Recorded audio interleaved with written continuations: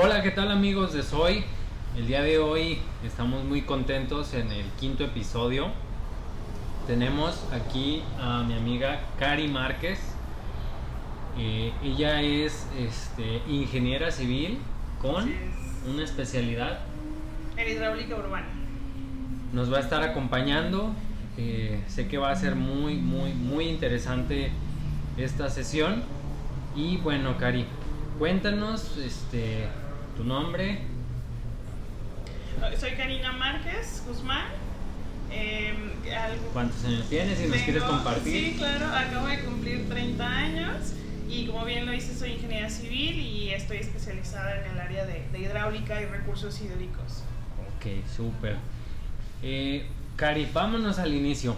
Okay. Una breve reseña de tu infancia. ¿Recuerdas a qué jugabas? ¿Qué soñabas cuando eras niña? Sí, es chistoso porque luego con el tiempo han venido llegando estos recuerdos y creo que muchos sí han tenido que ver con lo que al final estoy haciendo con mi vida. Lo primero que tengo que decir es que no tuve una infancia citadina, soy foránea. Soy del estado de Jalisco, sí, pero de un pueblo chiquito que se llama San Sebastián del Sur. Está cerquita de Ciudad Guzmán, hacia el sur del estado. Y pues creo que sí es una infancia muy diferente a la que se vive dentro de la ciudad. No sé si tú naciste aquí, pero a la mayoría de amigos y conocidos que luego platico con ellos, me doy cuenta que sí es como diferente, un mundo diferente, ¿no? Creces de pronto como con más tranquilidad, sí, paisajes diferentes, con sí, una vida más tranquila, sí, y de pronto el cambio al venir a vivir a una ciudad como esta tan grande y caótica, pues sí es medio abrupto, pero creo que en general pues tuve una infancia más calmada, más de pueblo, vida de pueblo. Mira, yo he tenido la oportunidad de estar en muchos pueblos afortunadamente y la verdad es que los uso para desconectarme, para relajarme. Total. Me encantan, sí, pero bueno, ahorita tenemos mucho que hacer y andamos aquí en la ciudad todavía, pero sí me quiero ir para algún lugar así. Es tranquilo, sí. No sé si nos quieres compartir un poquito de tu familia, si no quieres no te preocupes, o sea, ¿cómo fue tu infancia con tu familia? Sí, pues creo que vengo de una familia bastante tradicional, mamá, papá, tengo 4 hermanos, el menor de ellos es chiquito, vaya, es el pilón que llega luego a las familias. Yo era la más pequeña antes y nos llevamos 14 años. Un poquito. Sí, y mis papás, bueno, ninguno de los dos son profesionistas. Mi papá siempre se ha dedicado a la carpintería, mi mamá sobre todo a labores del campo, te digo, la vida de pueblo lo permite. Entonces, pues viví en ese entorno, ¿no? De entrada, rodeada de carpintería y aparte también rodeada de labores de campo y de domésticas a ese nivel, pues, como de pueblo, pues. O sea, me refiero a que es en un entorno mucho más pacífico o menos de producción acelerada como lo es acá, pues. Y mis hermanos mayores, pues los 2 mayores están un poquito más separados, pero en la que sigue de mí nos llevamos 2 años. Entonces ahí nos acompañamos a todas las escuelas, hicimos como caminito juntas, de que fuimos a la misma primaria, a la misma secundaria, a la misma prepa. Y de pronto cuando fuimos a la universidad fue donde brotó la diferencia tan grande que había entre nuestras personalidades, porque ella es psicóloga y pues yo me fui a la ingeniería. Aparte ella se quedó allá en mi pueblo, te digo, está cerquita de Ciudad Guzmán, entonces hay la posibilidad de ir a la universidad allá también. Y yo fui la rebelde o la intrépida que decidió salir de la ciudad para seguir con la profesión. Entonces, pues nada, creo que fue una vida o una infancia tranquila. También no fue una vida como, ¿cómo decirlo? A lo mejor no con carencias, o a lo mejor sí con carencias, pero con esa clase de papás que te hace sentir que no existen las carencias. Sí. Y todo bien, ¿no? Como con cubiertas nuestras necesidades básicas, pero sí con la cultura del trabajo, sabiendo que pues las pocas cosas que teníamos siempre fueron resultado del esfuerzo y del trabajo. Eso que me comentas es muy importante porque muchos chavos hoy día se frustran porque, ay, es que mis papás no tienen carro, ay, es que mis papás me mandan en camión a la escuela, ay, es que mis papás me dan poco para gastar en la escuela, ay, es que mis papás no me quieren comprar mis útiles, muchos prejuicios que a lo mejor tienen y que no se dan cuenta que es un sacrificio muy grande a veces de los papás. Totalmente. Para que podamos estudiar, para que podamos desarrollarnos. Y básicamente este canal se trata de eso, de inspirar a las personas, a los chavos, para que vean que sí se puede. Que es posible. Ok, Cari. Y a ver, cuéntame un poquito de, no sé si recuerdas, ya yéndonos un poquito más adelante, ese momento cuando llegaste a la universidad, a la escuela. ¿Te acuerdas, no sé, de tu examen? ¿Cómo fue que decidiste estudiarlo? Sí, bueno, sí tengo una anécdota muy chistosa sobre eso. Yo me acuerdo que cuando entré recién a la preparatoria, yo hice el bachillerato en Ciudad Guzmán, entonces como que de pronto fue medio salir un poquito de la burbuja del pueblo e ir a un lugar un poquito más grande y conocer a personas de otros lugares y demás. Como que empecé en esta anécdota de la multiculturalidad y estas cosas. Y me acuerdo que yo, como cualquier adolescente, estaba confundida y no sabía qué quería hacer con mi vida. O sea, llegas el día 1 de bachillerato y no sabes qué vas a hacer con tu vida. O a lo mejor tienes teorías, o a lo mejor has pensado o evaluado cosas, pero no lo has pensado de manera real, pues no has evaluado cosas. Y yo creo que al final ni terminamos evaluándolas ya cuando vamos a la universidad. Pero me acuerdo mucho que en el primer semestre de bachillerato hubo una clase en donde nos preguntaron qué queríamos estudiar o qué queríamos hacer después del bachillerato. Y me quedó muy grabado que uno de mis compañeros dijo con mucha seguridad que él quería ser ingeniero civil. Hasta ese momento en mi vida, a mí el nombre de la carrera no me había ni pasado por la cabeza, ni sabía qué hacían los ingenieros civiles, ni nada. Pero recuerdo que quizá me impactó la seguridad de este chavo, ¿no? Como que él lo dijo muy decidido. Creo que todos los demás divagábamos un poco, ¿no? Pero él lo dijo muy decidido: yo quiero estudiar tal carrera y en tal universidad, y como que estaba encaminado hacia eso. Entonces, bueno, fueron pasando los semestres y cuando estábamos llegando a la temporada de escoger carrera, yo recuerdo que divagué mucho, te digo, como desde el principio lo seguía haciendo, y recuerdo que yo les decía a mis papás, cada semana les decía algo diferente, ¿no? Ya decidí, mamá, voy a ser abogada. Y ya decidí. Felicidades. Y luego la siguiente semana, no, ¿sabes qué? Mejor voy a ser maestra. Y luego, bien, ok, lo que tú decidas y no sé qué. Y luego, no, ¿sabes qué? Mejor medicina. Entonces fue como un tanto cambiar, que creo que el día que llegué y les dije ingeniería civil, me dijeron, sí, está bien. Sí, porque sí. Ya había divagado mucho, entonces creo la que próxima semana nos dice algo nuevo. Algo diferente, sí. Pero bueno, vuelvo a que yo recuerdo que cuando estaba investigando sobre carreras y cuando ya se venía la decisión como tal, pues tuve en mi cabeza resguardado este tema de la ingeniería civil. Entonces me acerqué con este chavo y le pregunté qué onda con la carrera. Y él me comenzó a platicar sobre que él tenía una influencia cercana, conocía a un ingeniero civil, que había trabajado un poco con él o lo había acompañado a ciertas de sus actividades. Y pues ahí es de donde venía el interés. Y la anécdota me resulta chistosa porque al final del día yo terminé estudiando ingeniería civil y él terminó entrando a arquitectura. Entonces es como muy gracioso. Yo siempre les digo, pues sí, él me acercó, él me encaminó, y al final del día no terminó en la carrera, pues nos fuimos por caminos diferentes. Entonces pues esa fue la historia. Yo me apoyé un poco con él, le hice preguntas sobre la carrera, y de ahí despertó mi curiosidad. Empecé a investigar, empecé a ver planes de estudios, opciones de universidades. El temor más grande o el escaloncito más difícil de saltar era justo el hecho de que tenía que salir de mi casa, pues, porque la carrera no estaba allá. Entonces era como lo que me podía llegar a hacer dudar. Pero, y justo ahorita que decías lo de los sacrificios y demás de los papás, también recuerdo que después llegué a hablar con mis papás algunas veces y decía, yo creo que si a mis papás les hubieran preguntado si podían costear mi vida acá y mi carrera universitaria acá, hubieran dicho que no, y seguramente hubiese sido muy complicado, pues, y seguramente fue muy complicado, me refiero.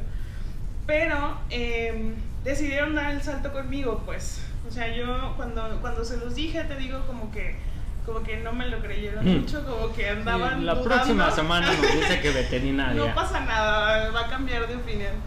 Pero entonces yo me puse como muy formal de, así está el procedimiento, hice mi registro, descargué mi fichita.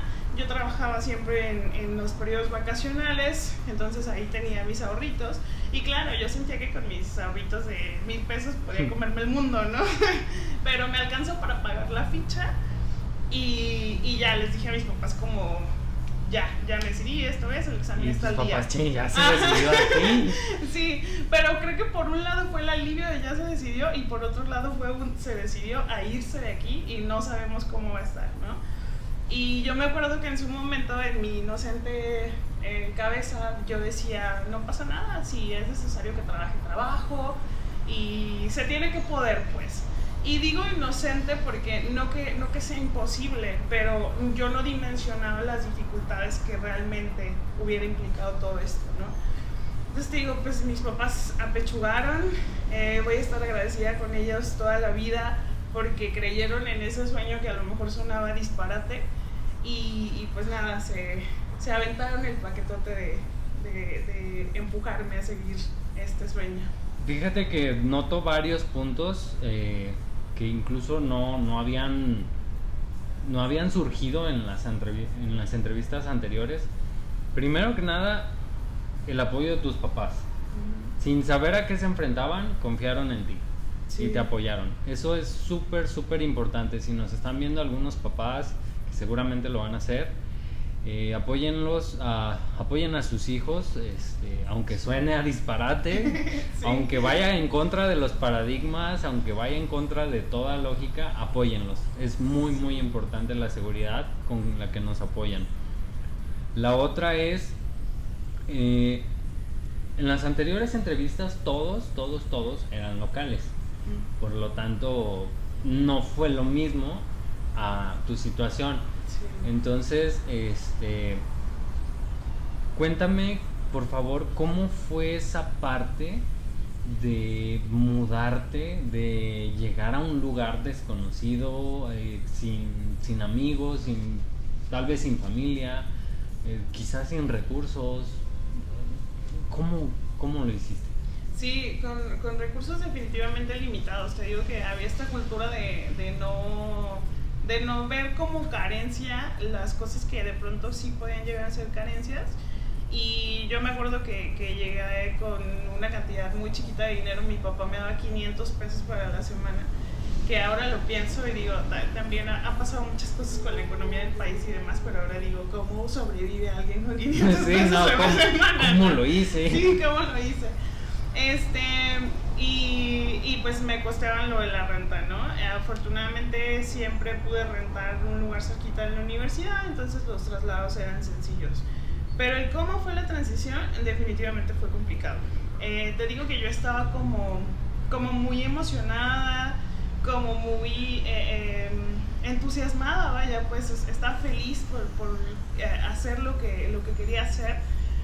Pero no fui como consciente de toda la separación que implicaba. Creo que de alguna manera también siempre me enseñaron como a ser independiente y como que mis papás tenían de pronto esa seguridad de moverme en la ciudad, ¿no? Eso sí les daba miedo, sobre todo a mi papá. Me decía, no te muevas mejor, no sabes. Casi por eso me pusieron, yo creo, ahí a vivir enfrente de la universidad.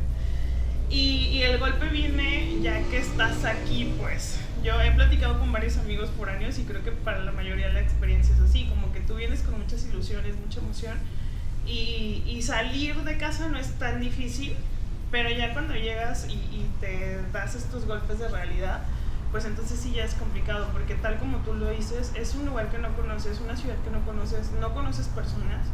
Yo sí tengo familia que vive aquí en el área metropolitana de Guadalajara, pero no llegué a vivir con ellos y tampoco es como que estuvieran a la vuelta de la esquina, pues. Entonces, sabía que había un respaldo de alguna manera si llegaba a necesitar, pero no era que estuviera directamente con ellos. Y pues sí, fue complicado. La primera noche recuerdo que sí fue como la sensación de, ¿qué estoy haciendo aquí? ¿No? ¿Qué hago aquí? ¿Dónde estoy? ¿Quién soy? ¿En qué estaba pensando?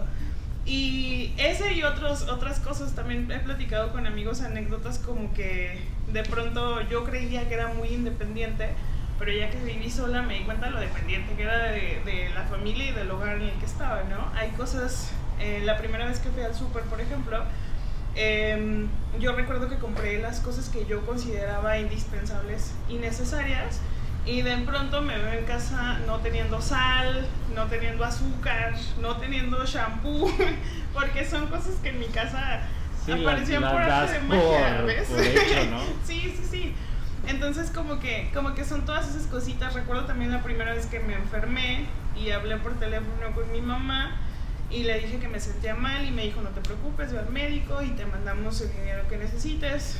Fui al médico, me recetaron medicamentos, era una gripe, o sea, no era un tema delicado. Entonces me recetaron medicamentos que yo creo que son comunes y que además las mamás tienen como mejor medidos de pronto ubicados. Yo no sabía qué me iba a tomar porque siempre mi mamá me había aconsejado sobre esas cosas. Y entonces le dije, me dieron la receta y me recetaron esto y esto. Ok, ¿cuánto dinero necesitas? Y yo dije, pues no sé, porque tampoco tenía idea de cuánto costaba un medicamento. Entonces son ese tipo de detallitos, yo creo que fueron como los que me fueron haciendo consciente de que ahora era yo y que tenía que ser responsable y que tenía que cubrir detalles por los que antes no me había tenido que preocupar, pues. Así que complicado, sí, pero también emocionante un poco. La aventura total. Sí. Qué importante también, estaba recordando parte de qué importante fue este chavo que te transmitió ese mensaje, o sea, por alguna razón, bueno, yo en lo particular creo mucho en las casualidades, en todo esto. Por alguna razón, él te empujó. Sí. Y otra, que tus papás, no sé si a lo mejor lo tuvieron o a lo mejor no, pero no les importó el paradigma de, es que eres mujer y esto solo es para los hombres. Bueno, yo creo que hasta, para empezar, yo siempre he sido muy honesta al decir que yo no dimensionaba como la diferencia tan abismal que había entre hombres y mujeres en la profesión. Yo creo que sí fui educada sin ese sesgo, o sea, como que mis papás siempre nos enseñaron a lo que ustedes quieren ser y es a lo que te vas a dedicar, entonces tienes que estar convencido tú, y no hubo como ese sesgo antes de. Pero al haber tomado la decisión, yo recuerdo que sí hubo un par de veces como que mi papá me decía, la primera vez que él me acompañó siempre a toda la parte del proceso. Cuando vine, por ejemplo, a la credencial, ya ves que ahorita creo que ya se carga en línea y es más ágil el proceso, pero antes tenías que venir y ir a las oficinas y ahí te tomaban la fotografía y te daban tu credencial impresa. Entonces, yo me acuerdo que yo entré a este proceso de la foto y cuando salí, mi papá estaba mirando como un periódico mural, no sé cómo se diga, había anuncios ahí pegados, y cuando yo me acerqué a él, estaba leyendo sobre el proceso de cambio de carrera. Y yo dije, ok, todo tranquilo. No sé por qué le habrá interesado esa información. Por aquí no, vente. Sí. Y sí me acuerdo que durante mis primeros 2 o 3 semestres sí me preguntó como, ¿todo bien? ¿Es lo que tú esperabas? ¿No has considerado cambiarte? Porque me acuerdo que él revisó el plan de estudios conmigo y él me decía, es ingeniería, llevas las mismas materias en todas las ingenierías, entonces en estos primeros semestres, entonces si eventualmente tú te quieres cambiar, no pasa nada, puedes revalidar materias, ¿no? Y me lo comentaba como así, con esa tranquilidad, hasta que un día tuvimos la conversación y sí me dijo como de, es que yo creo que la carrera que tú elegiste es medio complicado. No recuerdo exactamente sus palabras, pero sí me acuerdo como que yo como en el enojo dije, no confías en mí, que es esta conversación que luego tienes con los papás donde te dicen, no, es que sí confío en ti, no confío en el entorno al que estás eligiendo ir, ¿no?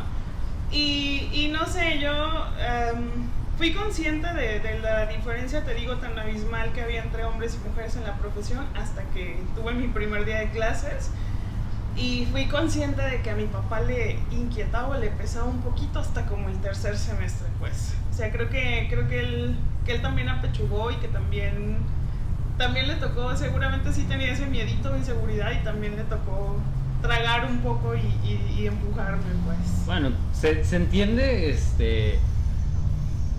como papás yo creo que quieren lo mejor para uno, Y en tu caso, ingeniería civil, o sea, mi hija está rodeada de puros hombres, en un entorno de hombres. Sí, creo que todos nos preocuparíamos, siéndote sincero. Bueno, disculpen, todavía me estoy aprendiendo las preguntas. ¿Cómo fueron esos primeros años en tu carrera, en tu profesión? ¿Los recuerdas? Sí, muchísimo. Yo los recuerdo como una de las mejores etapas de mi vida. También ya iremos entrando más en el tema, pero te platicaba que ahora yo doy clases a universitarios y los veo con un poco de añoranza, la verdad es que sí. O sea, sí pienso en esa etapa de mi vida como una etapa muy feliz y muy plena y de mucho crecimiento, pues.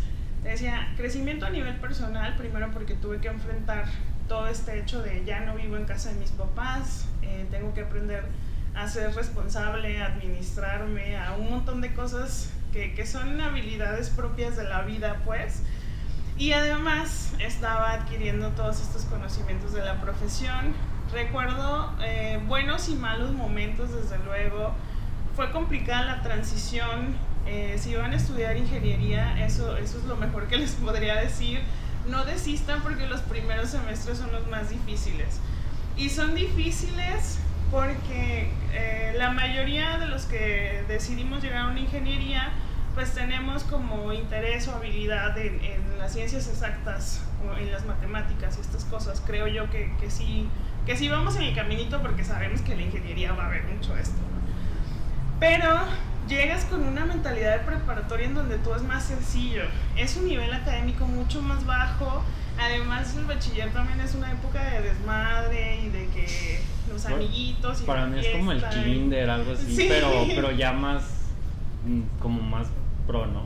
Un poquito más avanzado, pero el nivel sigue siendo como muy estándar y creo que es un choque como venir de este ritmo tan relajado de la preparatoria y creer que eres bueno en matemáticas y en física. Bienvenido. Y que sí, y que tus calificaciones te van a alcanzar para el nivel de la universidad y luego llegas al primer semestre y dices, oh por Dios, me mintieron toda mi vida, yo no soy bueno para esto, no sé qué estoy haciendo aquí.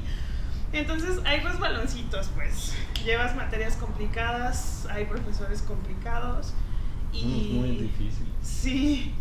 Entonces, como que esos primeros semestres para mí fueron los más complicados y yo pues venía con la mentalidad obstinada de tengo que poder y demás, pero esa autoexigencia también de pronto truncaba muchas cosas, ¿no? Como que si era en plan, sí seré bueno para esto. Te hace dudar muchísimo. Sí, totalmente. Yo creo que eso es lo más difícil de la ingeniería, pues como que, y quizá de cualquier profesión, yo lo viví con esta, ¿no? Como el cambio de disciplina y de nivel de exigencia es abrupto, entonces cuesta un poquito de trabajo el adaptarte.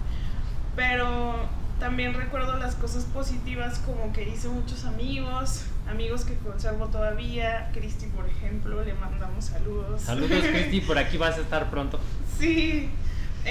Y tengo amigos y amigas que conservo hasta la fecha y que son experiencias buenísimas. Algunos que no terminaron la carrera, que sí, justamente iba a decir, como yo también tengo amigos que dejé de ver en la universidad, pero sigo viendo en la vida, pues. Y experiencias muy bonitas, esta multiculturalidad que te decía también, que de pronto vivirlo en una ciudad más pequeñita, pero vivirlo en esta ciudad donde conoces a personas de otros estados, de otras ciudades, de otros países incluso, pues sí, es toda una experiencia, pues. Entonces creo que positivas y negativas, pero en general fue una época que recuerdo con mucho cariño en mi vida. Excelente. Y bueno, en ingeniería civil, ahorita nos cuentas de la especialidad y cómo fue que decidiste irte en ese camino. ¿Encontraste trabajo de inmediato? ¿Estabas estudiando y trabajando? ¿Qué fue lo que hiciste para poderte colocar? Porque desgraciadamente creemos que nos vamos a graduar y sí, todas las empresas se van a pelear por mí, voy a ser millonario. Sí. Tómala, que no. también no piensen eso, por favor, no es así de sencillo. Yo afortunadamente te decía que de pronto en mi imaginación iba a ser muy sencillo combinar el estudio con trabajar y con hacer otras cosas, pero ya cuando estuve acá me di cuenta que de pronto es complicado el tema de los horarios, es complicado el tema de la exigencia, de las tareas, todo esto que te decía de la adaptación. Entonces, afortunadamente mis papás, te digo, podían apoyarme, entonces opté por no estudiar durante la carrera, solamente trabajaba, por no trabajar, perdón, sí estudiaba, por no trabajar durante la carrera, solamente trabajaba durante los periodos vacacionales. Entonces ya hacía mi ahorrito y cubría cosas como básicas, y yo cubría, por ejemplo, los pagos de la colegiatura o el nombre que tenga, de libros, de cuadernos y de lo que fuera a necesitar durante el semestre, y ya pues mis papás me seguían apoyando como la cantidad fija para sobrevivir durante el semestre, ¿no? Entonces tuve la fortuna, sí creo que es una fortuna, de pronto nos hablan también mucho de trabajar durante el estudio. Y yo creo que es bueno cuando estás tratando de desarrollar habilidades, pero que no debería ser una común, pues, o sea, que no deberíamos estar tan felices de que cada vez más universitarios se tengan que ver en esta dificultad, pues, de pronto no dormir bien, no comer bien, o no poderse concentrar completamente en sus estudios por tener que trabajar, que es muy diferente el querer trabajar por generar habilidades a el que sea tu única opción, pues, a que sea dependas necesidad completamente de eso. Entonces creo que fui afortunada en ese sentido, pero en mis últimos semestres pues sí busqué de tener espacio, porque era justo esa etapa donde decía, bueno, ya tengo que comenzar a generar habilidades de la vida real. Y hice en el último semestre de prácticas profesionales, justo estaba comenzando la construcción de la línea 3, ahí frente al CUSEI, y tuve la fortuna de ser adoptada ahí por una de las empresas que estaba trabajando en calidad de materiales. Hice mis prácticas ahí, y mi meta como corto plazo al graduarme era trabajar en esa misma empresa. Hice como buena relación, me dijeron que había posibilidades, entonces yo me quedé como con la idea de sí, me voy a quedar a trabajar en esta empresa. Y bueno, yo terminé la carrera en diciembre, y me acuerdo como que me dijeron, y justo el tema de las prácticas también, y me dijeron como de sí, hay posibilidades, te vamos a contratar, era yo y otra amiga, pero pues ahorita ya son las vacaciones, entonces ustedes relájense, nosotros vemos el trámite y les hablamos. Entonces yo dije, perfecto, son mis últimas vacaciones de estudiante, me voy a mi pueblo y todo tranquilo. Entonces me fui a mi pueblo y yo estaba como con esa tranquilidad, pues yo me sentía como que cuando regresara, como tú dices, ¿no? Cuando regrese ya voy a tener trabajo y todo bien, y se van a ir dando las cosas. Y pues regreso, creo que como a finales de enero regresé a la ciudad, y pues no me hablaban todavía. Entonces yo pregunté y me decían, no, es que está un poquito complicado el tema de las contrataciones, pero lo seguimos viendo, tú no te desesperes y te hablamos. Entonces bueno, pasó otra semana, y hasta que yo dije, ya no puedo estar así, ¿no? Antes bueno, me estaban apoyando mis papás porque estaba estudiando y porque era el ir tras algo, pero ahora ya terminé y no puedo estar aquí sentada nada más esperando a ver cuándo me hablan. Entonces comencé a buscar opciones. Sí recuerdo haber entrado a algunas plataformas, es la única vez afortunadamente que lo he tenido que hacer, pero sí al inicio recuerdo haber entrado a plataformas de empleos, buscar opciones en internet, preguntar entre conocidos, y bueno, hice un par de entrevistas, pero esa es como otra de las cosas de suerte en mi vida. Justo por esos días una amiga de la universidad nos contactó a las dos amigas que estábamos esperando el puesto, y nos dijo, oigan, hay esta oportunidad en una empresa, esta empresa que va justo a lo de la especialidad, es una empresa que hace proyectos de hidráulica. Trabaja ahí un chavo que era amigo suyo de la universidad, después terminé teniendo también muy buena relación con él, Y pues él me está recomendando y me está invitando a trabajar, pero yo me acabo de acomodar a trabajar en otra empresa que me gusta, estoy cómoda, entonces pues no me voy a cambiar, pero les paso el dato por si alguna de ustedes les interesa. Y como las dos estábamos como en esa misma duda de qué vamos a hacer, nos van a hablar o no, qué va a pasar, pues nos decidimos a buscar el contacto. Tuvimos las dos la entrevista. Justo por esos días a ella le hablaron de otro de los trabajos que también ella había estado buscando, y entonces me acuerdo que fue como una entrevista que yo no catalogaría como exitosa. Yo recuerdo haber salido de esa entrevista y decir, no me van a contratar. Obviamente no me van a contratar. Bueno, seguiré buscando. Sí, ni hablar, ¿no? De mejores empresas me han rechazado. Y la complicación ahí era que los chavos de proyectos eran los que llevaban mucho tiempo solicitando que se contratara a alguien más porque tenían una carga excesiva de trabajo. Entonces el jefe de proyectos dijo, ok, vamos a buscar a alguien más. Pero cuando yo llegué a la entrevista, él me dijo como, es que sí necesitamos ayuda porque tenemos mucho trabajo, pero justamente porque tenemos mucho trabajo, yo no sé si podemos darnos el tiempo de capacitar. O sea, yo lo que necesito es alguien que se pueda incorporar al trabajo, y contigo no va a ser así porque es tu primer trabajo, porque eres nuevo en esto y demás.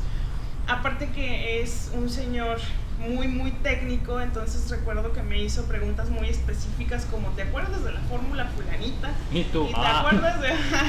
Y una prueba de dibujo, y pues yo recién egresada, nosotros trabajamos con software como AutoCAD, en ese entonces era más, ¿cómo decirlo?, más actualizado. Ahorita hay tecnologías ya un poco más modernas para este tipo de diseños, pero me hicieron una prueba de dibujo y pues yo también me sentía muy torpe, ¿no? Como que son esa clase de programas que son mucho de habilidad, de práctica, y no puedes desarrollar esa habilidad si no lo haces de manera constante. Entonces yo con mis conocimientos básicos de universidad, pues ahí todo torpe. Y recuerdo que el jefe me dijo muy claramente eso, es que no estoy convencido de tu contratación porque no es lo que necesitamos. Al menos fue honesto, porque hay otros que luego te llamamos y...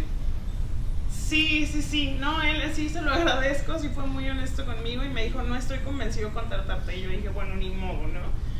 Y te decía, es una de las casualidades bonitas, porque hasta antes de eso yo no había considerado especializarme en el área de hidráulica. Yo tenía gusto por algunas otras áreas de la profesión y creía que podía seguir en ese camino. Entonces, pues fue una de las casualidades más bonitas, porque me llevó a confirmar cuál era como mi vocación. Y nada, al final del día me hablaron, entré a trabajar con ellos, y como 2 meses después me contactaron de la empresa que yo estaba esperando, y el resumen de la historia es que ya no me quise ir. O sea, ya había encontrado algo que me gustaba, estaba muy entusiasmada en ese trabajo, entonces ya no estuve dispuesta a cambiarlo. Pero pues sí fue un trabajo o una adaptación un poco complicada, no era el mejor salario, era un horario difícil porque era extenso. Justo eso ahí va, porque, perdón que te interrumpa. No, adelante. Creemos que nos van a pagar súper bien, que vamos a ganar súper bien, no sé, me voy a comprar mi primer coche, mi primera casa, sí, toda la ropa que yo quiera. ¿Te pagaban bien?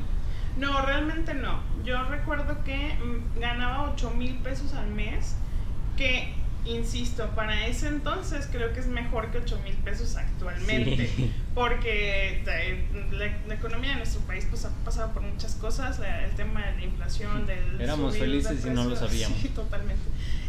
Cómo han subido el precio de las rentas. Yo también tengo ese histórico de cuánto pagaba de renta cuando llegué a la universidad y contra cuánto pago de renta ahora, y te prometo que es abismal la diferencia, o sea, sí es muy significativa. Entonces, en su momento, como me alcanzaba para cubrir mis necesidades básicas, vaya, pero como tú lo dices, no era un sueldo que me diera como lujo o como exceso. Estabilidad, pues, incluso. Ajá, ni siquiera estabilidad. Entonces sí, yo recuerdo que no lo consideré malo porque era mi primer trabajo, porque estaba aprendiendo mucho y porque, como te digo, me alcanzaba para cubrir necesidades básicas. pero sí es difícil. O sea, sí es no lo que esperas. Como sí, dices, ¿para esto estudié tanto? Sí, y aparte que te digo, en aquel tiempo, ¿no? O sea, yo pienso en recién egresados actualmente, un sueldo así debe ser muy complicado avanzar o crecer con esto. Oye, y bueno, aprovechando que nos compartes que en este trabajo es donde decides especializarte en hidráulica urbana. Así es. ¿Qué fue lo que te inspiró, lo que te llevó a estudiarlo? Bueno, yo hace poquito una colega decía, soy la más hippie de las ingenieras, porque habló como de temas ambientales y estas cosas, y me sentí muy identificada. Creo que yo siempre tuve como este interés o esta perspectiva del medio ambiente, de la sustentabilidad, de la ecología, como que siempre tuve en mi cabeza que como la vocación de servicio, creo que también me atrevería a decirlo, como el saber que el fin último de estudiar y de capacitarse y de crecer es poner al servicio de la sociedad estos conocimientos que adquieres, ¿no? Entonces yo siempre tuve como esa inquietud, y también con el tiempo fui redescubriendo algunos recuerdos de mi infancia y demás, en donde me di cuenta que también sí había tenido mucho interés en el tema del agua desde siempre. Pero no, ¿cómo te quiero decir? A lo mejor no había hecho clic con la profesión que estaba haciendo y lo que podía hacer para estos fines desde esa profesión. Porque de hecho también creo que era como un poco chocante la idea de que llegué a tener esa conversación con personas como es que tú quieres el tema de la ecología y de cuidar el medio ambiente, pero estás estudiando una profesión que literalmente es la responsable, o muchos nos entienden como los responsables de pronto invadir un área natural para construir un edificio o cosas así, ¿no? Entonces creo que ese fue el clic. En el momento en el que yo comienzo a trabajar en este despacho, como manera de panorama, básicamente lo que se hace en la hidráulica urbana es, coloquialmente dicen, como a trabajar, proyectar, construir y operar las tripas de las ciudades, ¿no? Okay. De pronto nosotros como ciudadanos comunes no tenemos como la conciencia de dónde viene el agua cuando yo giro la llave, ¿no? Para mí es muy sencillo, yo la abro, hay agua, me lavo mis manitas, la cierro. Pero ¿de dónde viene? ¿Qué tuvo que pasar para que el agua llegara hasta ahí? Y luego ¿a dónde se va? ¿No? Porque el agua también desaparece, sí. Uno jala la palanquita y no sabemos qué pasó. Ya no está en mi vista. Entonces, cuando empiezas a conocer los proyectos de hidráulica urbana, empiezas a entender que es eso, es las arterias, son las tripas tal cual de la ciudad. Sí, pues. Tiene sentido. Es el mecanismo a través del cual logramos llevar el agua. Y tenemos muchos problemas de agua. Los teníamos antes, se están agudizando con el tiempo y se van a seguir agudizando. Creo que ahí fue donde hice ese clic con esto es lo que hace la ingeniería convencional y yo puedo aportar para que a partir de esto logremos un mejor cuidado. Pues en ese momento quizás no tenía las palabras en la boca, ahora sé que es una mejor gestión del agua, ¿no? Entonces sí, eso fue, me gustó muchísimo. Nosotros trabajábamos en esa empresa sobre todo en proyectos del sur del país, y en el sur del país hay muchísima agua y es muy plano, entonces hay muchos problemas de drenaje de agua de lluvia. Inundaciones.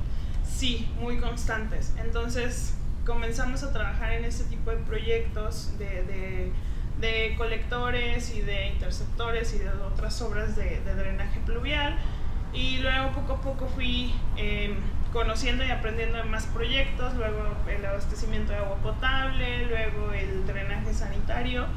Y bueno, te digo, fui como entendiendo toda esta perspectiva y toda esta ironía de decir, porque es que se inunda aquí, pero en esa misma ciudad hay una zona donde no tienen agua potable, ¿qué estamos haciendo mal? Creo que todo eso fue lo que me hizo irme enamorando, irme convenciendo de que sí podía hacer cosas desde la ingeniería civil para que mejorara estos escenarios.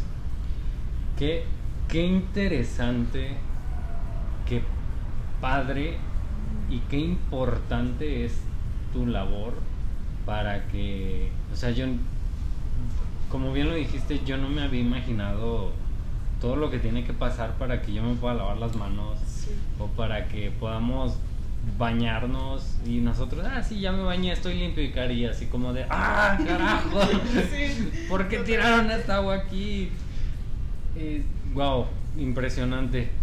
Y qué bonito, justamente es la intención, como te comentaba, de Soy, el transmitir esto de la experiencia real, para que los chavos se puedan inspirar en decir, wow, yo quiero estudiar eso, o por lo menos que sepan, en este caso, la importancia de gestionar bien el agua, de cerrar la llave, de no contaminarla, de no aventar cosas, objetos, porque no sé, me imagino que te has encontrado de todo. Sí, es una cosa impresionante lo que se ve en los drenajes. O sea, cuando decimos de todo, es de todo. Depende del tamaño de los tubos, pero cuando hablamos de colectores, que son como los finales o los más grandes, pues sí hay de todo. Wow. Auténticamente de todo. Entonces sí, hay un tema de responsabilidad ciudadana sin duda de por medio, pero también es un tema de gestión a nivel gobierno y a nivel profesional, por qué no decirlo, en cómo se gestiona esa agua en macro, ¿no? Es como esto que dicen de, hay una frase que dice algo como la ecología sin perspectiva de clase es jardinería o algo así. Y va a ese punto, ¿no? Si o sea, lo que quiero decir es no podemos culpar a la ciudadanía de los grandes problemas que hay por la mala gestión del agua. La ciudadanía, y todos somos ciudadanía, me incluyo desde luego, tenemos una responsabilidad importante en el cómo utilizamos el agua, pero el cómo se gestiona a nivel ciudad definitivamente es un escalón más arriba, pues.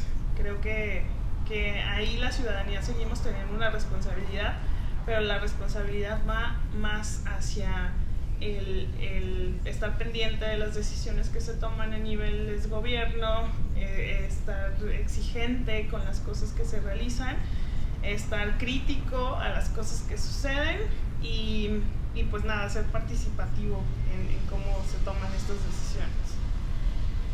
Wow, impresionante. ¿Cuántos años tienes de experiencia, a lo mejor desde que estudiaste y especializándote en hidráulica urbana? Pues tal cual, los 8 años que llevo egresada, te decía que yo terminé en diciembre del 2015, entonces desde 2016 empecé a trabajar en estos temas, entré a la hidráulica y ya no salí de ahí, entonces he ido adquiriendo diferentes habilidades y diferentes enfoques con el tiempo, pero a grosso modo diría que esos 8 años. Okay. Yo creo que 8 años muy bien aprovechados y aprendidos, sí, y muy bien servidos a todos en general, porque súper importante tu profesión. Como todo nos cuentan, bueno, hay algunos maestros que ya tienen la decencia de decirnos, ¿sabes qué? Pues allá afuera el mundo te va a comer, te va a hacer pedazos. Pero también hay maestros que se pasan de buenos y nos dicen, no, es que todo va a ser color de rosa, todo va a ser bonito, te vas a graduar y listo. ¿Recuerdas alguna anécdota negativa en tu profesión y cómo la resolviste? Pues una que recuerdo que es muy marcada, creo que tiene que ver justamente con los asuntos del machismo. Yo te decía que de pronto mi transición, o sea, cuando entré a la carrera, pues no dimensionaba la cantidad o la diferencia que había entre los grupos de hombres y mujeres. Fui consciente hasta que estuve ya en el salón de clases y con el tiempo me acostumbré a ser la única en el salón o a que hubiera 2 o 3 compañeras más en los salones de clases, pero siempre fue entre compañeros una convivencia como más armónica y como más, no sé, educada quiero pensar, pero sí había de pronto situaciones con algunos profesores en donde hacían ciertos comentarios o ciertas cosas que decías, esto no está bien, ¿no? Y que hasta siento que en esa época, y que incluso más atrás obviamente, era menos... estaba más silenciado, ¿no? Exactamente, había menos posibilidades de exhibirlo y llegó a haber situaciones pequeñitas donde había comentarios, por ejemplo, de los profesores que decían: no te da vergüenza que tu compañera te ponga el ejemplo, o sea, no te da vergüenza que tu compañera haya hecho un mejor trabajo, y tú decías, ¿por qué? O sea, ¿por qué tendría que ser denigrante para un hombre que yo haya hecho un trabajo mejor, no? Pero la cerecita del pastel, sí recuerdo que fue en una ocasión, la clase se llamaba planeación, y me acuerdo que el profesor, habíamos 3 compañeras me parece en el grupo, el profesor, obviamente la clase de planeación tenía que ir orientada a planeación de obra, y me acuerdo que a los chavos sí, a todos les asignaron proyectos de obras o un proyecto de infraestructura como tal, y a las mujeres nos dijo que nuestro proyecto era planear nuestra boda. Entonces sí, ese sí fue un choque, como un ¿qué? ¿De qué me estás hablando? ¿No? O sea, yo ni siquiera sé si me voy a casar, no quiero, no me pasa por la cabeza. Y aparte me estás como truncando esta posibilidad de sí entrar a la experiencia o al experimento real de lo que debería de aprender en esta clase. Entonces sí fue una cosa que me molestó mucho. Hablé con él y el profesor trató de escudarse como de no, pues es que ahí yo les estoy dando como la posibilidad de que en lugar de este proyecto hagan este otro, porque luego hay mujeres a las que sí les sirven, una boda no es cualquier cosa, es un evento muy importante. Sí, entonces, ¿qué tiene que ver con la ingeniería? Pero no tiene ingeniería? nada que ver con mi profesión. Entonces ya después de la discusión y demás, pues accedió y terminamos haciendo trabajo también de planeación de obra. Entonces creo que ese tipo de situaciones que te digo que a lo mejor no eran violencias como tan agudas como las que sé que se vivieron más en el pasado, sí existían, pues. Y ese evento en particular sí recuerdo que fue un muy mal trago que me molestó bastante. Sí. Yo en lo personal opino que es muy importante la participación tanto de hombres como mujeres en todas las profesiones, porque ayudan a equilibrar, Sí. o a perfeccionar incluso las profesiones. No es lo mismo como pensamos los hombres a como piensan las mujeres, a como diseña una mujer, a como lo concibe una mujer. O sea, si siguiéramos dominando, no llegaríamos a ningún lado. Entonces, qué importante es que la mujer tenga participación. Qué bueno que alzaste la voz en ese momento. Ahorita ya afortunadamente es más fácil alzar la voz, ya no tan fácil te dejan sola. Y para que lo sigan haciendo, levanten la voz cada que sea necesario para que esto sea más equitativo y equilibrado. Y bueno, pasemos a la parte bonita. ¿Recuerdas alguna anécdota positiva en tu carrera, en tu profesión? Bueno, recuerdo un montón. No sé, quiero pensar o aterrizarlo como a la etapa universitaria o mientras estaba estudiando la carrera. Y creo que ahí hubo muchos episodios positivos en el sentido de que eran inspiradores, como tú lo decías.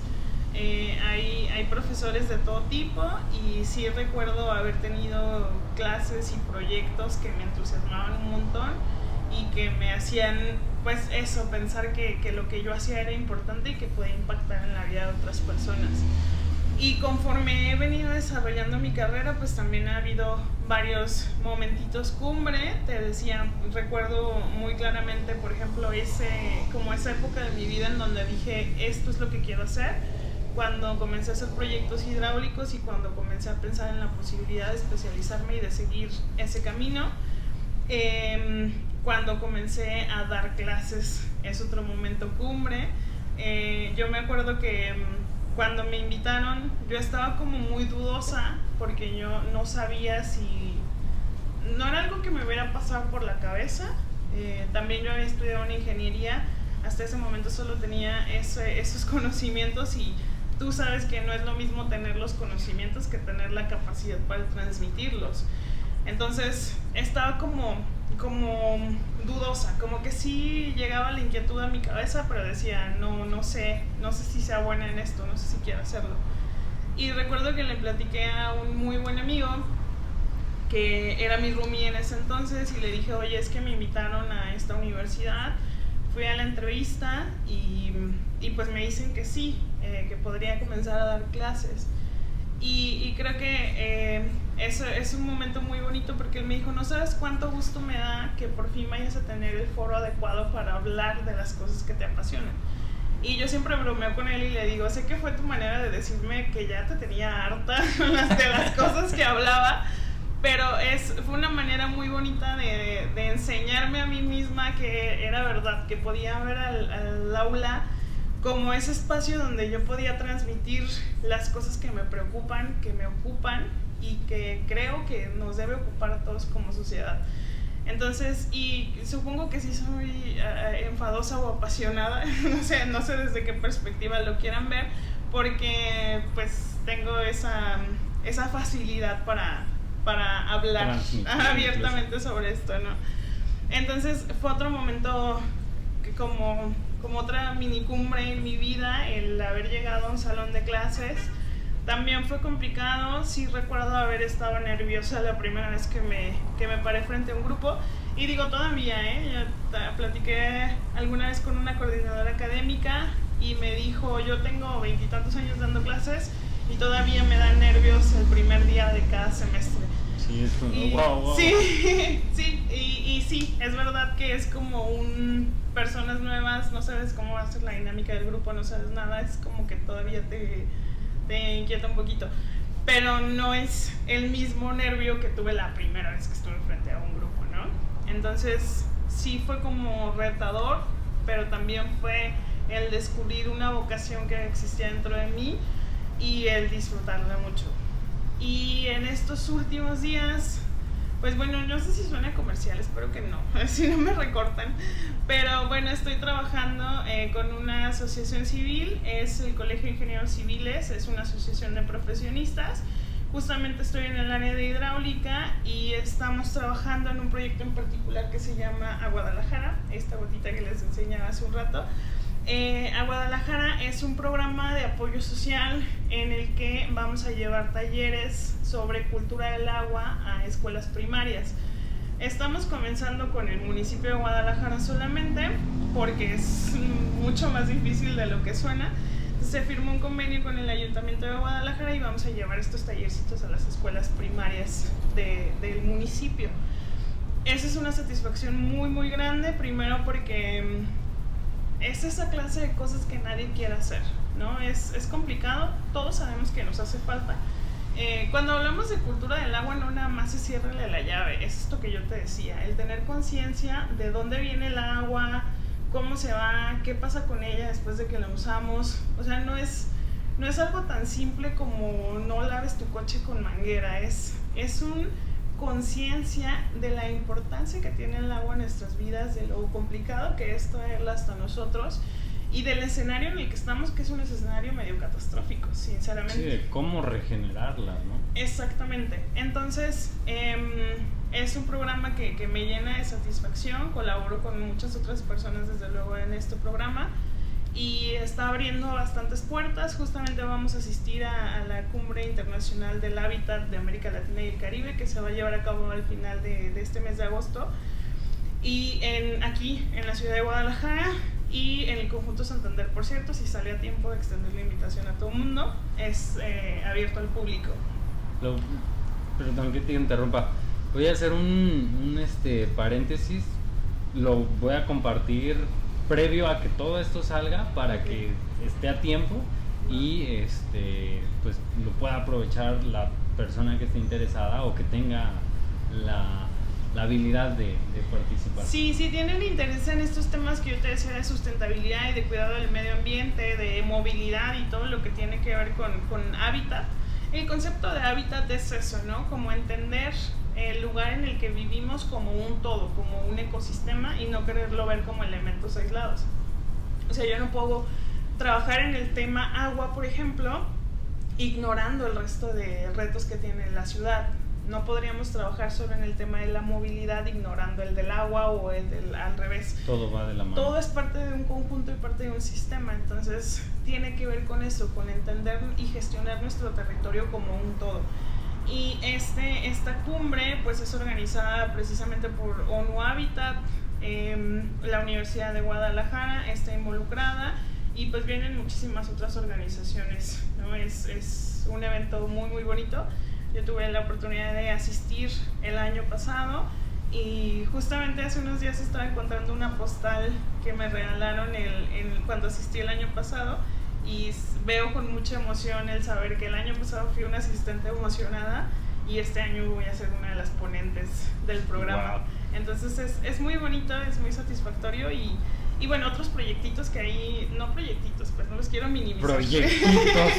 Este proyecto es el proyecto estrella en este momento, pero estamos trabajando en algunos otros proyectos que van como por ese camino y es particularmente satisfactorio para mí porque es desde la sociedad civil organizada, o sea, somos una organización de profesionistas, sí, pero no dejamos de ser una asociación civil, ¿no? Es un asunto de voluntariado, de amor a la ciudad y de trabajo honorífico, vaya.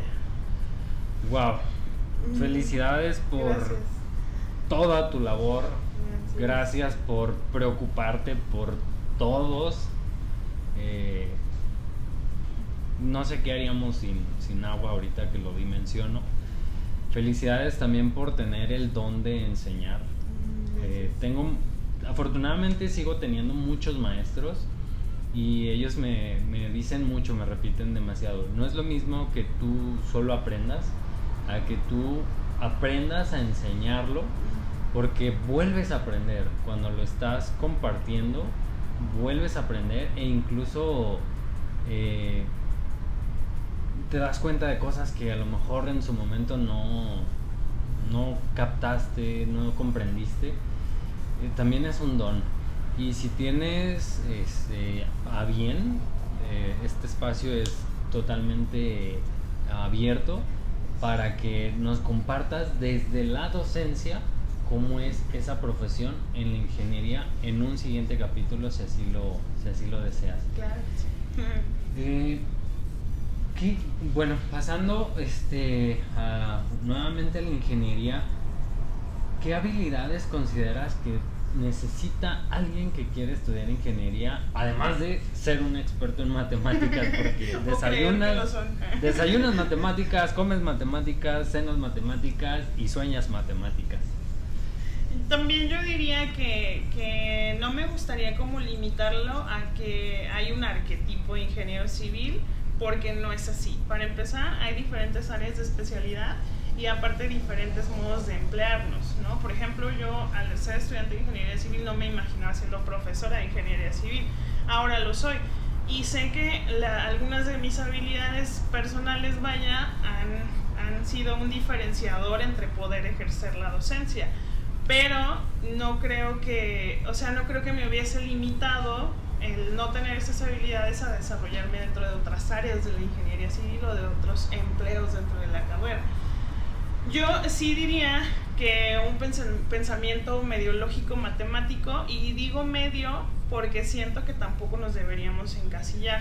De pronto hay como un tema de egos en la ingeniería en donde queremos a fuerza pensar que nuestra profesión es difícil y que somos súper especiales porque es muy complicado. Sí, es difícil. Sí es difícil, pero eso también nos ha alejado. Fíjate que yo creo, por ejemplo, este tema que te decía del agua. Hace tiempo conversaba con un colega y estábamos haciendo como reflexiones sobre este tema y él me decía, es que yo siento que el gran error de los ingenieros es que nuestro ego nos ha llevado a deshumanizar, por así decirlo, la labor que realizamos. Porque yo le decía, es que no puede ser que la ciudadanía no sepa estas cosas, ¿no? Por ejemplo, lo del agua. Y me decía, es porque nosotros nunca hemos tenido la humildad de aterrizar lo que hacemos al lenguaje de las personas para que lo conozcan. Porque nuestro ego ha jugado un poquito en nuestra contra y hemos creído que solo nosotros podemos saber de esto y hemos cerrado de pronto un poco nosotros mismos la posibilidad de que la ciudadanía entienda la importancia de nuestra profesión. Entonces, sí, es difícil, no la quiero demeritar desde luego, pero no, o sea, como que sí le sobra un poquito de ego, pues, o sea, yo no creo que sea imposible. Y te decía, yo sí creo que hay que tener un poco de pensamiento lógico matemático, pero creo que eso se tiene que complementar también con un razonamiento social y con esta sensibilidad de, pues, de las desigualdades, de las dificultades día a día en la ciudadanía, de los problemas que nos afectan a todos. Y, empatía con la sociedad, ¿no? Claro, y sí creo que no me gustaría pues cuadrarlo a que solo tenemos que tener un pensamiento lógico matemático, porque yo creo que sí se tiene que poder complementar con estos otros aspectos. Y bueno, yo sí pensaría que necesitamos habilidades de comunicación para poder pues justamente como poder vender un poquito la profesión, que creo que eso en todas se debe necesitar. Es una cualidad que ha aparecido en muchas de las entrevistas. Sí, sí, yo sí creo que todos. Y no sé qué más decir, pues creo que una de las cosas que se observa mucho también es como la habilidad de toma de decisión. Creo que los ingenieros civiles va a ser una constante en la vida el que tengamos que tomar decisiones, ¿no?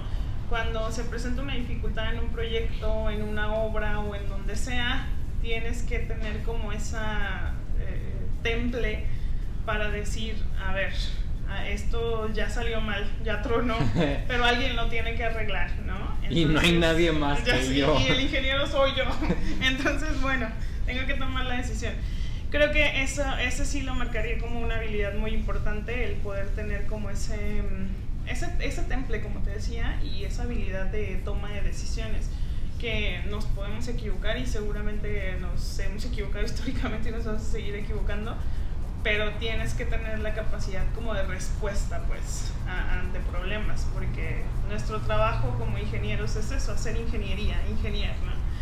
Entonces creo yo que sí hay que trabajar en esa habilidad. Y en general yo creo que todas son habilidades que se pueden desarrollar. Las habilidades que de pronto son más personales yo creo que sí pueden llegar a ser un plus, pero sobre todo tienes que tener gusto, interés para poder desarrollar esas habilidades.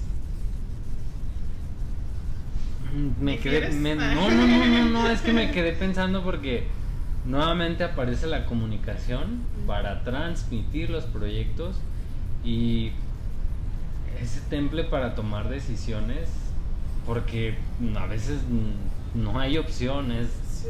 Decides o decides. Y a lo mejor yo aportaría que a lo mejor, bueno, se nos ha de haber pasado por ahí mucha responsabilidad, ¿no? Sí, desde luego, eso también.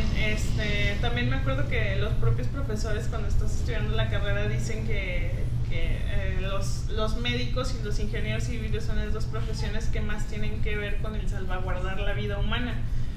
Y algunos profesores nos decían entre broma y no, la diferencia es que el médico te hace firmar una responsiva de que la intervención que él haga sobre tu cuerpo y las consecuencias que tenga es responsabilidad tuya. Y al ingeniero civil nos hacen firmar una responsabilidad de que nosotros estamos comprometiéndonos a que el edificio, por ejemplo, que estamos entregando es habitable y es seguro para las personas. Entonces, es verdad, en definitiva, todos los proyectos en los que intervenimos tienen un impacto en la sociedad y siempre esperamos que sea positivo, pero tiene un riesgo alto. Así que sí, eso lo había omitido, definitivamente el tener el sentido de la responsabilidad es sumamente importante. Wow. Yo aprendo muchísimo de estas entrevistas, espero que todos los que nos están viendo también, que estoy seguro que así será. ¿Y qué es lo que menos te gusta de tu trabajo? A lo mejor sin decir nombres, sin decir detalles para no meternos en problemas, pero siempre hay algo que no nos gusta. ¿Qué es? Bueno, una de las cosas difíciles de lidiar y que sí es tema medio complicado es que cuando yo te decía, por ejemplo, a nivel agua, la mayoría de la infraestructura y de la obra es pública. porque no hay otra intervención del recurso. De pronto cuando vemos edificación, algunas otras áreas, pues sí puede haber más inversión privada, pero cuando hablamos de la infraestructura, de la construcción de ciudades y de los espacios públicos, hablamos también de dinero público. La industria de la construcción es una de las más abundantes, por así decirlo, o que más dinero genera, y por lo tanto, desafortunadamente, y al estar tan vinculada al sector público y al servicio público, pues creo que de pronto es una industria un poco manchada por temas de corrupción y demás. En ese sentido creo que es complicado lidiar con eso cuando tu integridad te salta y te dice este no es el camino, pero es que muchos caminos llevan porque ahí terminan en donde mismo. Sí, es un tema muy complicado. Creo que eso, si yo pudiera cambiar algo en mi profesión, eso lo quitaría, el factor corrupción, pero creo que eso afecta pues muchas otras áreas de nuestra vida. Me imagino, ¿no? Que, bueno, por poner un ejemplo, una idea es, oye, arregla esta tubería, sí, pero cuesta 1,000 pesos, bueno, ten 300. Exactamente eso, y lo difícil, a lo mejor no lo verbalicé tan claramente, el ejemplo que tú pones es muy claro, pero lo difícil de todo esto es que no puedes entender cómo no tienen conciencia de que eso es algo que nos sirve a todos. O sea, el pavimento de mala calidad que tú le pusiste a esta calle cuando la repavimentaste con tal de ahorrarte unos pesos, o de dar la mochada, porque hay que decirlo, a veces para que te dieran la obra tuviste que pagar algo a alguien. El dinero que te ahorraste lo vamos a pagar todos, ¿no? Para empezar era dinero de todos, y la recuperación la vamos a, o el restablecimiento pues, o la reconstrucción la vamos a pagar todos, y además todos vamos a pasar por ese bache, todos vamos a sufrir ese mal alumbrado, todos vamos a sufrir las inundaciones cuando llega el momento de las inundaciones. Entonces es sumamente complicado encontrarte con esas situaciones en donde dices, esta es la ciudad en la que tú también vives, esta es la calle que tú también transitas, ¿por qué nos prestamos a esto?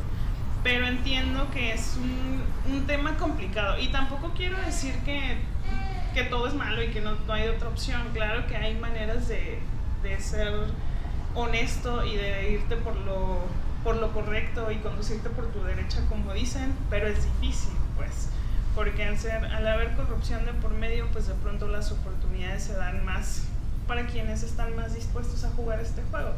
Entonces pues ahí viene la complicación, pues.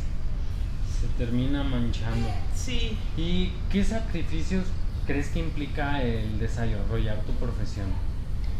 Pues yo creo que como en todas las profesiones, o no sé si lo sea así, yo soy adicta al trabajo, pero yo pensaría que los sacrificios que podría poner sobre la mesa son esos, la cantidad de tiempo que de pronto dedico. Te decía, mis jornadas son muy largas, justo por esto ahorita que estaba de vacaciones, ya se terminaron. Te decía, es la oportunidad perfecta, porque cuando inicia el semestre, durante la mañana hago mis actividades propias de trabajo de proyectos y demás, y durante las tardes es que doy mis clases. Entonces tengo una agenda del día completo. Es una etapa de mi vida que estoy disfrutando mucho, pero que es exigente, pues no sé si toda la vida voy a tener la energía para hacer esto, y creo que no sería el ideal. Entonces en este momento le estoy apostando a cosas, estoy tratando de crecer y estoy invirtiendo tiempo y esfuerzo en cosas que a lo mejor no veo un resultado inmediato allá, que sé que son como apuestas más a largo plazo, y que quizá he dejado de hacer algunas cosas como más personales por dedicarme a esto. Ok. Bueno, creo que la siguiente pregunta ya la respondiste, solamente si quieres agregar algo más. ¿Qué es lo más satisfactorio de tu profesión? Pues si lo tuviera que como sintetizar, diría que lo más satisfactorio es poder ver al servicio cosas que tú proyectaste o pensaste, ¿no? Yo te decía, yo trabajo o siempre he trabajado más en el área de proyectos que en la construcción propia. Entonces, cuando tú comienzas a hacer un proyecto, pues todos son números. Con el tiempo comienza a ser un dibujo y si tienes suerte llega a ser una simulación computacional, vaya, digital, no sé cómo decirlo. Pero nada de eso se compara con el momento en el que tú ya ves en servicio el proyecto que tú desarrollaste, ¿no? Eso por un lado, y por otro lado, pues mis alumnos son una satisfacción muy grande en mi vida. Siempre me da gusto volvérmelos a encontrar, o me da gusto cuando me preguntan cosas, ¿no? A veces ya pasó un año de que fue mi alumno y me escriben, maestra, es que estoy en una obra y fíjate ya se me atoró el carrito aquí. Sí. Y eso se me hace súper satisfactorio porque digo, bueno, para empezar, confiar en mis conocimientos porque me están viniendo a preguntar. ¡Auxilio! Sí, pero además, pues, tienen esa confianza, pues, y ese, ¿cómo decirlo? Esa humildad de decir, aunque ya soy ingeniero civil, se me puede atorar algo y sé que hay alguien que me puede ayudar. Entonces, eso también es muy, muy satisfactorio. La confianza que tienen en ti. Sí. Y ya casi estamos por concluir. ¿Qué crees? Bueno, no sé si sea aquí implique las personas, la sociedad. A lo mejor, ¿en qué crees que la sociedad debería de ser más empática para tu profesión? Bueno, desde el lado de la ingeniería pura o de la ingeniería civil, pues como profesión, creo que somos muy críticos en el sentido de las malas decisiones que se han tomado históricamente con respecto a infraestructura, ¿no?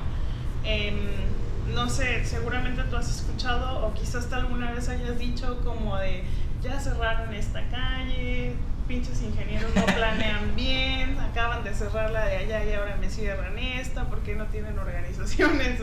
Y eso es un pan de todos los días, ¿no? O ya me pusieron el montón de tierra aquí afuera de mi casa porque están abriendo la calle. O sea, eso creo que es como muy, muy natural de que como ciudadanía nos vayamos directo al que vemos ahí de responsable, y el que hay ahí de responsable pues es el ingeniero. Que para empezar no es siempre el que toma las decisiones, ¿no? Muchas veces solo está siguiendo instrucciones. Y además, históricamente también te digo que luego se toman algunas malas decisiones. Con el tema del agua es el caso, ¿no? Que estamos urbanizando mucho y ahora nos estamos inundando. ¿Y de quién es la culpa? Pues de los ingenieros, que no sabían o que no. Y muchas de esas decisiones son decisiones políticas. O sea, eso hay que dejarlo muy claro. Que no es que no haya capacidad histórica entre los ingenieros o capacidad técnica. No es que hubiera puros ingenieros que no sabían lo que estaban haciendo. No dudo que hubo quienes sí se prestaban a algún tema de corrupción o quienes a lo mejor no tenían las capacidades y tomaron las decisiones equivocadas. Pero en general creo que las decisiones casi siempre son más políticas que técnicas, y como ciudadanía reclamamos más al ingeniero que al político, que fue quien realmente tomó la mala decisión. Y desde el lado de la docencia, yo creo que a mí en lo personal me ha sensibilizado mucho el comprender que el trabajo del docente va mucho más allá que del tiempo que tú lo ves en el aula, ¿no? El trabajo de docencia implica, pues, primero que tengas una planeación de tus clases, no nomás es llegar y hablar. Que puedes tener la habilidad, o sea, yo ahorita sí ya me la aviento de que, ay, pues llego a mi clase y ¿en qué nos quedamos? Sí, ya, sigamos. Sí, y ya le agarras el hilito porque ya medio lo tienes medido, ¿no? Pero implica un trabajo previo de planeación, implica un trabajo de preparación de tus materiales, implica un trabajo de generar tus herramientas de evaluación, tus exámenes, lo que sea, y el tiempo que le dedicas a calificar esas cosas. Entonces, tú piensas, porque es algo que yo pensaba, ¿no? Como que tú lo ves y dices, pues es que el profe nomás viene, se avienta las 2 horas aquí enfrente de mí y ya, qué fácil es su vida, ¿no?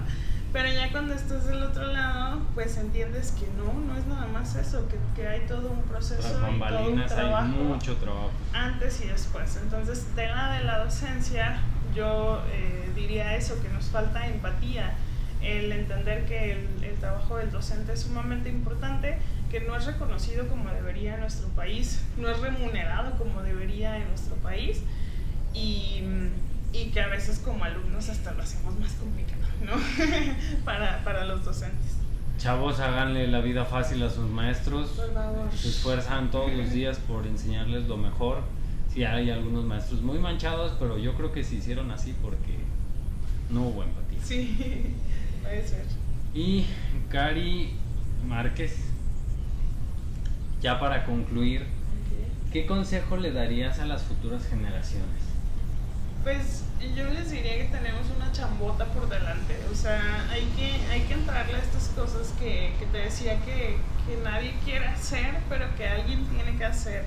Estamos viviendo situación de crisis en muchos sentidos. Te decía, esto que hablamos de la crisis económica, por ejemplo, hay una diferencia abismal entre lo que te alcanzaba hace tiempo, hace años, con una cantidad de dinero a lo que te alcanza ahora.